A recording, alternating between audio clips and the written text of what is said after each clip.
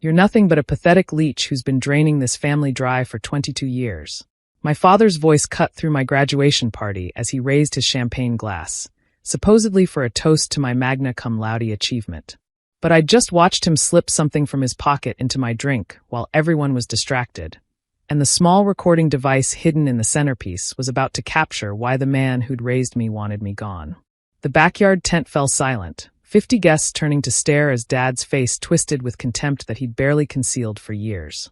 My mother stood beside him, her smile sharp as broken glass, while my younger sister Francesca watched with poorly hidden glee.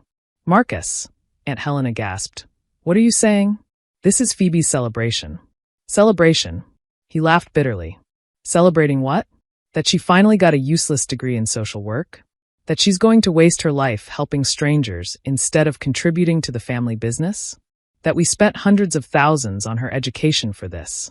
I stood slowly, my hand steady as I reached for the champagne glass he'd tampered with.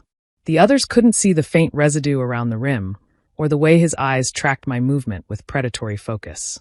"You're absolutely right, Dad," I said calmly. "I've been such a burden. Here, let me make a toast to make up for it." "No," he said quickly, his hand twitching toward the glass. "That's yours. I poured it specially." "How thoughtful." I lifted the glass, watching his face pale. "But first, why don't you finish explaining to everyone why I'm such a disappointment? I'm sure they're dying to know." Mom stepped forward, her voice honeyed poison. "Don't be dramatic, Phoebe. Your father's just stressed about the will reading next week?" I interrupted. "Grandfather's estate finally settling after 2 years of legal battles? The one where I inherit 40% of his fortune, because I was the only grandchild who visited him during his illness." The silence crackled with tension. Several relatives exchanged knowing looks. "That's family business," Dad hissed. "Family." I swirled the champagne, watching the liquid catch the light. "Interesting word choice. Is that what we call it when you tried to have me declared mentally incompetent last year? When you hired Dr. Morrison to falsify psychiatric evaluations?" Gasps erupted around the party. Uncle Christopher nearly dropped his drink. "Lies," Mom sputtered. "You've always been unstable. Which is why I recorded every session," I continued. "And why Dr. Morrison lost his license last month. Funny how he mentioned being paid by Marcus Whitmore to diagnose me with disorders I don't have." I lifted the glass higher.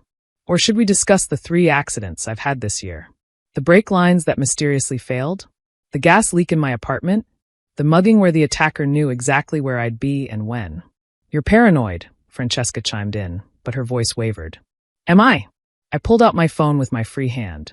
"Should I play the recording of you and Mom discussing how much easier things would be if I just disappeared?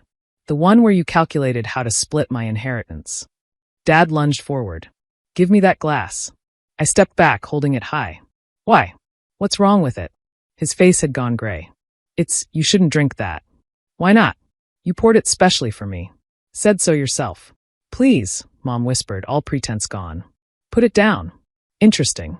I brought the glass to my lips, and Dad made a strangled sound. "You know what? You're right. I shouldn't drink this. Francesca, you love champagne. Here." I turned and offered the glass to my sister. She reached for it automatically, her eyes bright with greed. "No." Both parents shouted in unison. Francesca froze, the glass inches from her lips. What's going on?" I smiled coldly. "Ask them. Ask why they don't want you drinking from my special glass." "There's nothing wrong with it," Dad said desperately. "It's just."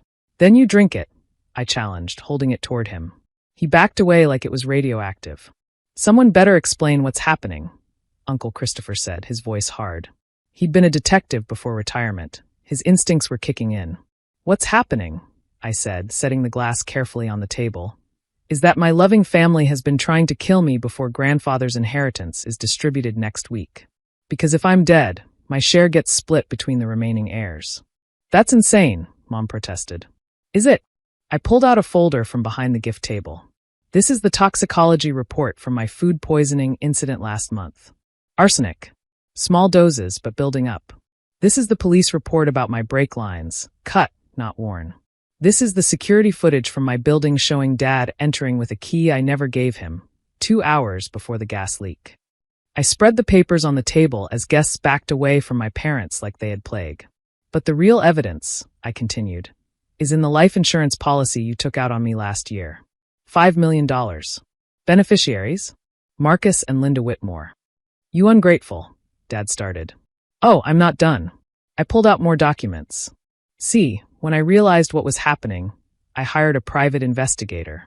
Imagine my surprise when we discovered this isn't your first rodeo. Aunt Teresa's death 5 years ago? The car accident that no one could explain? She was about to inherit from her husband's estate. No, someone breathed. Cousin Jeffrey's drowning? He was weeks away from taking control of his trust fund. Uncle Martin's heart attack? Happened right before he was going to change his will to exclude you, Dad. The party had turned into a crime scene. Several people were on their phones, presumably calling police. You can't prove anything, Dad said, but his voice was weak. I can't prove murder, I agreed. But I can prove attempted murder. See that centerpiece? The one Mom insisted on arranging herself? There's a camera in it.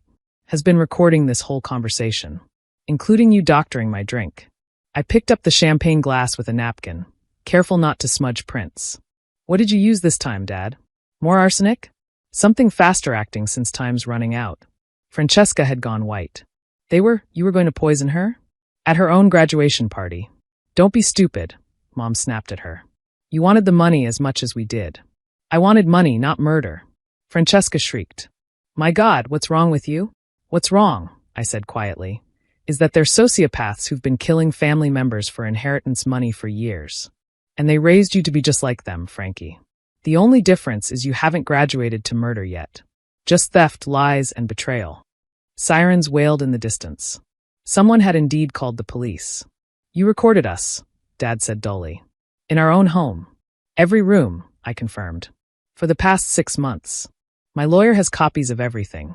Every conversation about killing me, every plan, every discussion about past murders. You really should have checked for bugs before plotting familicide in the living room. Mom sank into a chair. Were your parents? No, I said firmly. Parents protect their children. You've been planning my death since you realized grandfather left me the largest share. Because I was the only one who cared about him as a person, not a bank account. The police arrived, officers flooding the backyard. Uncle Christopher was already talking to them, pointing out the champagne glass, the documents I'd laid out. As they cuffed my parents, Dad looked at me with pure hatred. You've destroyed this family. This family was destroyed the moment you decided money was worth more than blood, I replied. I'm just the only one who survived long enough to expose it. They led my parents away as guests gave statements. Francesca stood alone, looking lost. What happens to me? She asked quietly. That depends, I said. Did you know about the murders? Or just the inheritance scheme? I knew they wanted your money. I didn't know. She gestured helplessly at the champagne glass being bagged as evidence. Then you'll probably avoid jail time, I said. But Frankie? Get therapy.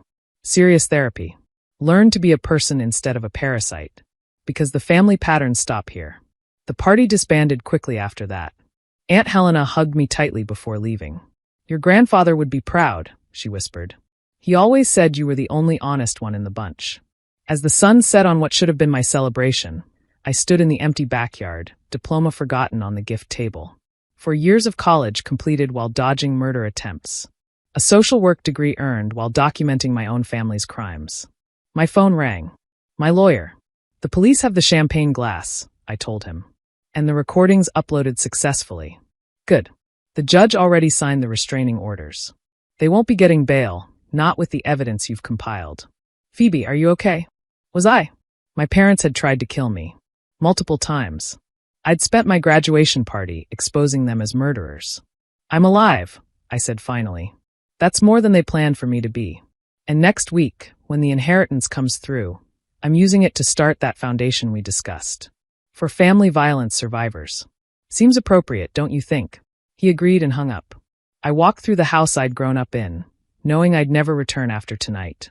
Every room held memories now tainted with the knowledge of what my parents really were.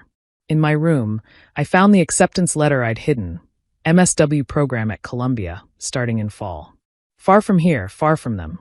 A new life helping others escape their own toxic families. I'd planned to announce it at the party. Instead, I'd exposed serial killers. My phone buzzed.